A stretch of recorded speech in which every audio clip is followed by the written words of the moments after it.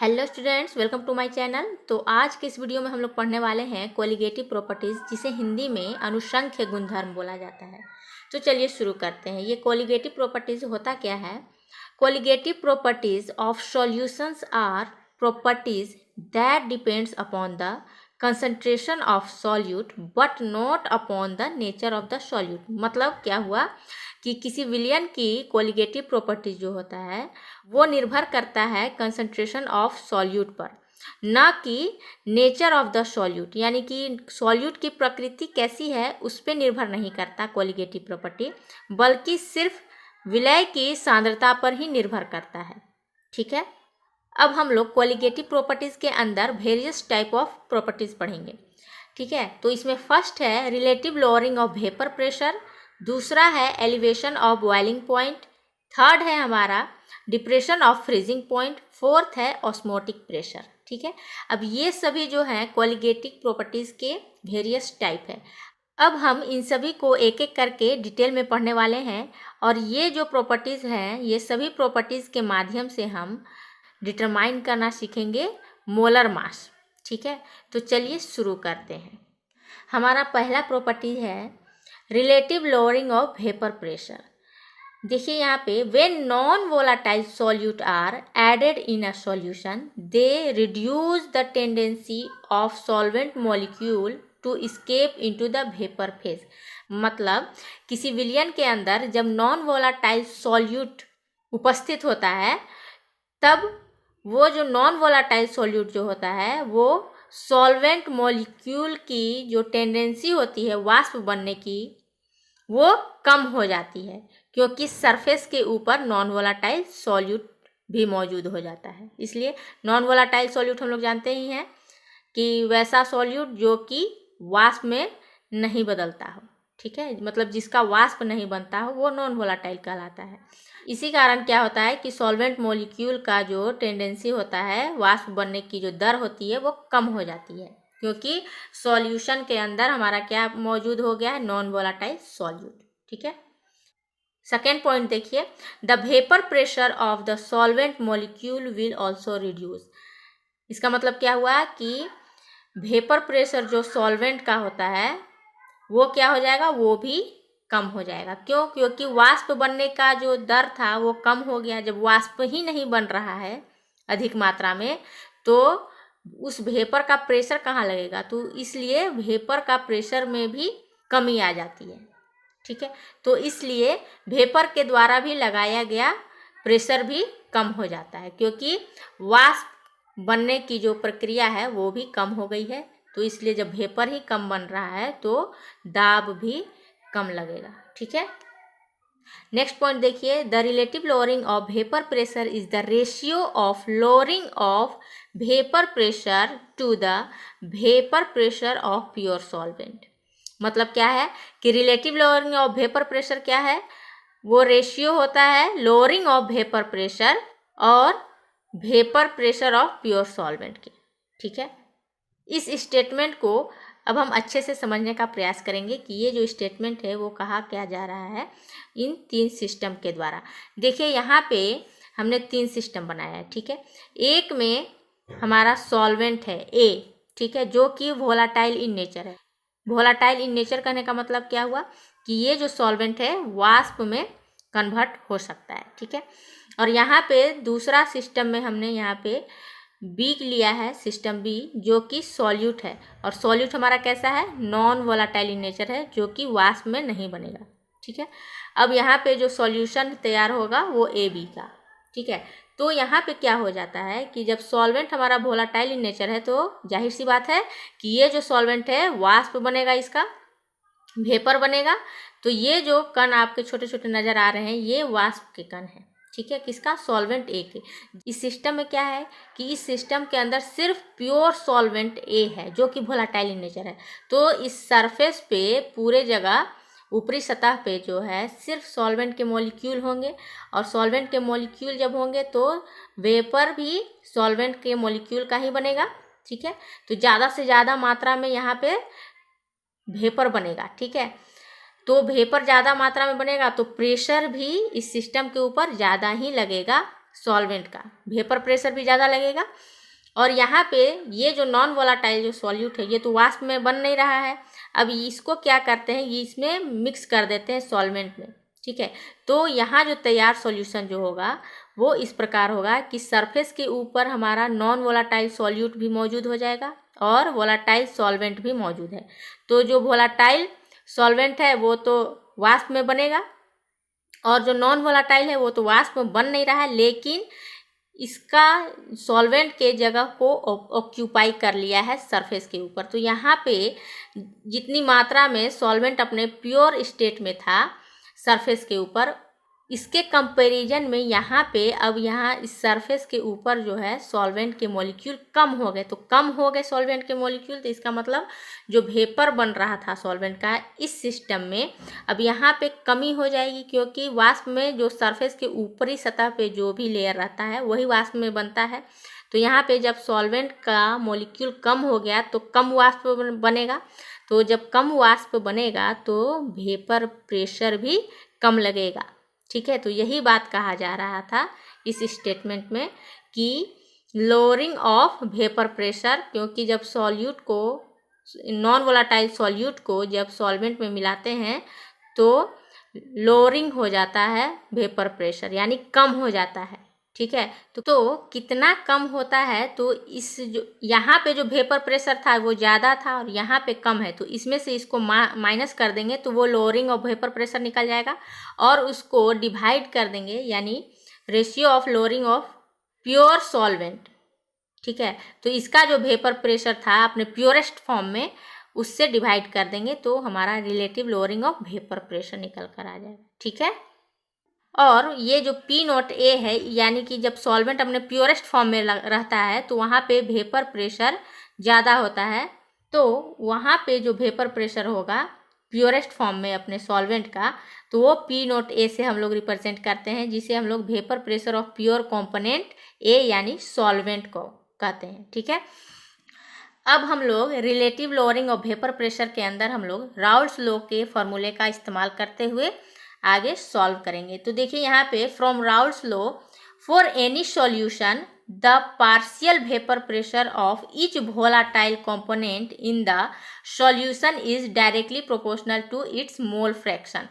तो सिस्टम में हमारा क्या था, सिस्टम में हमारा सॉल्यूट नॉन वोलाटाइल है, तो इसका मतलब उसका जो प्रेशर लगेगा वो तो जीरो हो गया, तो हमारा जो भी पार्शियल प्रेशर लगेगा यानी जो भी वेपर प्रेशर लगेगा वो सिर्फ सॉल्वेंट का लगेगा। तो यहाँ पर partial pressure of A is directly proportional to its mole fraction, यानी मोल फ्रैक्शन ऑफ सॉल्वेंट, ठीक है। जब ये प्रोपोर्शनल हटेगा तो यहाँ पे क्या लिख सकते हैं हम लोग, PA equal to P naught A into mole fraction of A, ठीक है। यहाँ मोल फ्रैक्शन ऑफ A क्या है, सॉल्वेंट का है, ठीक है, क्योंकि सॉल्यूट का वेपर प्रेशर लग ही नहीं रहा है तो वहाँ पे वो जीरो हो जाएगा, ठीक है।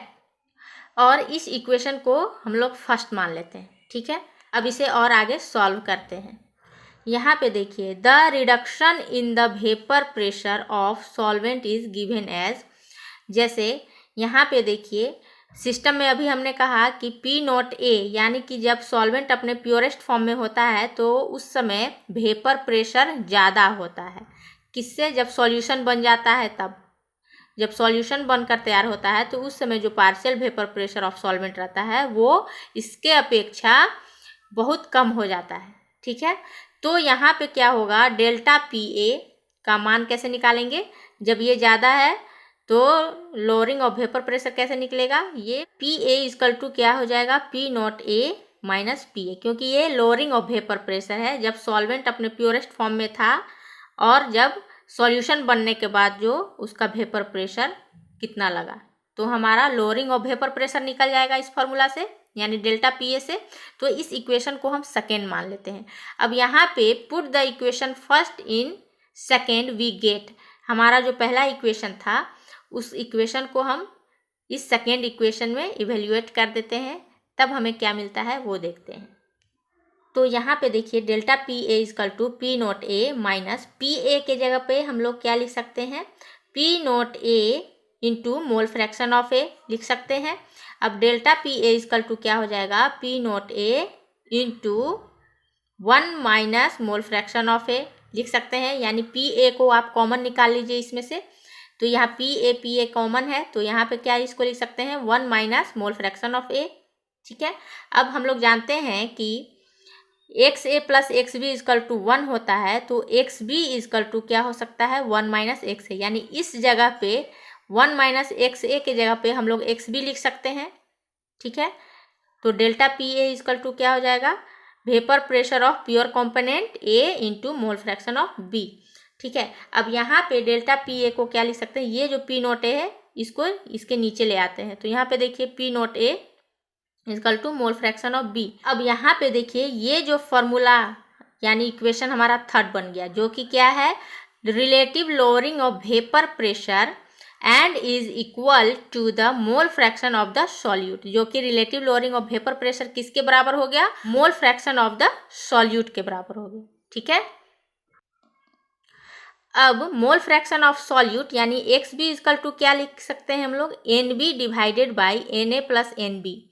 ठीक है, अब ऐसा इसलिए हम लोग कर रहे हैं क्योंकि हमें डिटरमाइन करना है क्या मोलर मास निकालना है, इसलिए हमें कन्वर्ट करते जाना है। ठीक है, तो एक्स बी को हम लोग क्या लिख सकते हैं n B divided by N A plus N B, यानी number of moles of solute divided by number of moles of solvent plus number of moles of solute.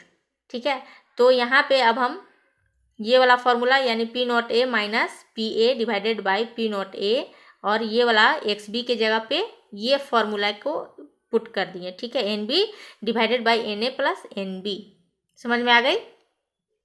अब हम आगे बढ़ते हैं। देखिए फॉर डाइल्यूट सॉल्यूशन, जब सॉल्यूशन को dilute कर दिया जाए तब फिर क्या होगा number of moles of solute काफ़ी लेस हो जाता है, लेस क्वांटिटी में मौजूद रहेगा, तो यहाँ पे जो कि number of moles of solvent के अपेक्षा। ठीक है, क्योंकि ये डाइल्यूट सॉल्यूशन की बात कही जा रही है, तो फिर क्या करते हैं hence neglecting N B in the denominator, तो एन बी को हम लोग डिनोमिनेटर से नेग्लेक्ट कर देंगे, तो यानी क्या बन जाएगा हमारा P naught A minus P A divided by P naught A equal to N B divided by N A plus N B था, इसलिए इस एन बी को हम लोग को नेग्लेक्ट कर देना है क्योंकि सॉल्यूशन हमारा डाइल्यूट हो गया है। ठीक है, बहुत लेस क्वांटिटी में है मोल्स ऑफ सॉल्यूट, इसलिए उसे नेग्लेक्ट करके चलेंगे। ठीक है, तो एन बी यहाँ पे क्या हो गया, तो N B equal to number of moles of solute, उसी तरह एन ए इजकल टू क्या हो जाएगा number of moles of solvent. ठीक है, अब एन बी इजकल टू क्या होता है N B number of moles of solute कैसे निकालते हैं मास ऑफ सॉल्यूट, जिसे हम लोग डब्ल्यू बी कह सकते हैं, divided by molar mass of solute. ठीक है, जिसे एम बी से रिप्रेजेंट कर रहे हैं। ठीक है, तो ठीक उसी तरह एन ए इजकल टू भी क्या हो जाएगा mass of solvent divided by molar mass of solvent. ठीक है, यानी W A divided by M A. ठीक है, तो अब हम एन बी और एन ए के जगह पर ये सारे वैल्यू को पुट कर देने वाले हैं, तो हम लोग एन बी और एन ए की वैल्यू को पुट कर देंगे, तो जो फॉर्मूला निकल कर आता है हमारा P naught A minus P A divided by P naught A equal to W B into M A divided by M B into W A. ठीक है, तो इस फॉर्मूले का इस्तेमाल करके हम मोलर मास ऑफ सॉल्यूट या फिर मोलर मास ऑफ सॉल्वेंट को कैलकुलेट कर सकते हैं। मोलर मास ऑफ सॉल्यूट और मोलर मास ऑफ सॉल्वेंट है। ठीक है, तो यही एक मेन फार्मूला है, तो इस तरीके से हम relative lowering of vapour pressure का इस्तेमाल करके हम मोलर मास ऑफ सॉल्यूट या सॉल्वेंट कैलकुलेट कर सकते हैं। ठीक है, अब हम relative lowering of vapour pressure का एक एग्जाम्पल को सॉल्व कर लेते हैं। ठीक है, एक एग्जाम्पल दिया गया है हमारे एनसीईआरटी बुक में, तो देखिए क्वेश्चन क्या कह रहा है the vapour pressure of pure benzene at a certain temperature is 0.850 bar. A non-volatile, non-electrolyte solid weighing 0.5 gram when added to 39.0 gram of benzene, molar mass 78 gram per mole, vapor pressure of the solution then is 0.845 bar. What is the molar mass of the solid substance? ठीक है, तो बिल्कुल इसमें बहुत ही सरल question दिया गया है जो कि डायरेक्ट फॉर्मूले पर बैठा देने पर सॉल्व हो जाएगा। तो देखिए यहाँ पे इसे क्वेश्चन को सॉल्व करने के लिए पहले समझ लेते हैं। तो सबसे पहले हम इस क्वेश्चन को डायग्राम से समझ लेते हैं। तो क्या दिया गया है, बेंजीन हमारा सॉल्वेंट दिया है और एक नॉन वोलाटाइल सॉल्यूट दिया गया है जो कि नॉन इलेक्ट्रोलाइट सॉल्यूट है बी। तो यहाँ पे जो तैयार सॉल्यूशन है वो उसमें जो इस सॉल्यूशन में जो जो दिया गया है उसकी वैल्यू देखिए। जब बेंजीन अपने प्योरेस्ट फॉर्म में रहता है तो उसका वेपर प्रेशर जो था वो देखिए P0A की वैल्यू क्वेश्चन में ही दी गई है 0.850 बार और WB की वैल्यू भी दी गई है 0.5 ग्राम। उसी तरह PA की जो वैल्यू दी गई है, यानी कि जब सॉल्यूशन तैयार होता है उसके बाद जो PA की जो वैल्यू है पार्शियल प्रेशर ऑफ सॉल्वेंट, उसकी जो वैल्यू दी गई है 0.845 बार और वेट WA यानी मास ऑफ द सॉल्वेंट कितना दिया गया है 39.0 ग्राम। ठीक है, और मोलर मास ऑफ सॉल्वेंट 78 ग्राम पर मोल, यानी कि सॉल्वेंट क्या है हमारा बेंजीन का मोलर मास कितना दिया गया है 78 ग्राम पर मोल। तो उसी तरह हमें क्वेश्चन के अंदर क्या फाइंड करना है, molar mass of solid substance, यानी कि ये जो नॉन इलेक्ट्रोलाइट सॉल्यूट है उसका हमें मोलर मास ज्ञात करना है। ठीक है, तो सबसे पहले हम relative lowering of vapour pressure का जो फॉर्मूला होता है उसे नोट डाउन कर लेते हैं। तो क्या होता है P0A minus PA divided by P0A equal to WB into MA divided by MB into WA। अब ये सभी में सबकी वैल्यू दी गई है, सिर्फ MB की वैल्यू नहीं दी गई है, तो सारे वैल्यू को पुट कर देते हैं। तो देखिए यहाँ पे P0A की वैल्यू कितनी दी गई है 0.850 बार और PA की जो वैल्यू दी गई है 0.845 बार डिवाइडेड बाई P0A 0.850 बार और WB की वैल्यू दी गई है 0.5 ग्राम इंटू 78 ग्राम पर मोल डिवाइडेड बाई MA की वैल्यू इंटू 39, WA की वैल्यू कितनी दी गई है 39.0 ग्राम, यानी WA क्या है मास ऑफ सॉल्वेंट है, WA mass of solvent, MA molar mass of solvent, WB mass of solute और MB molar mass of solute. ठीक है, तो इस फॉर्मूले से अब हम MB की वैल्यू निकाल सकते हैं। सारे वैल्यू को इक्वेट कर दिए, अब इसमें से इसको हटाएंगे तो 0.005 बार आ गया डिवाइडेड बाय, ये तो एज यूजुअल लिखा जाएगा 0.850 बार से बार कैंसिल आउट हो जाएगा।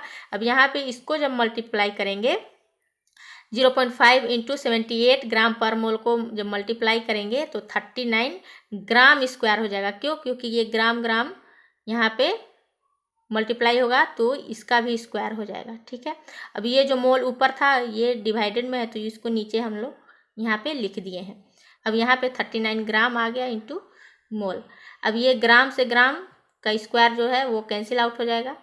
अब यहाँ पे MB इक्वल टू क्या हो जाएगा, जब आप क्रॉस मल्टीप्लिकेशन करेंगे MB को इधर ले आते हैं। ठीक है, तो 39 ग्राम इंटू 0.850 ये इससे मल्टीप्लाई हो जाएगा और यहाँ पे 39 मोल इंटू 0.005 हो जाएगा। ये 0.005 जो है ये 39 से यहाँ मल्टीप्लाई होगा। जब ये दोनों को मल्टीप्लाई करेंगे तो 33150 ग्राम आएगा और 39 इंटू इस वैल्यू को मल्टीप्लाई करेंगे तो 195 मोल आएगा। जब आप इसे सॉल्व करेंगे तो MB की वैल्यू जो निकल कर आती है 170 ग्राम पर मोल।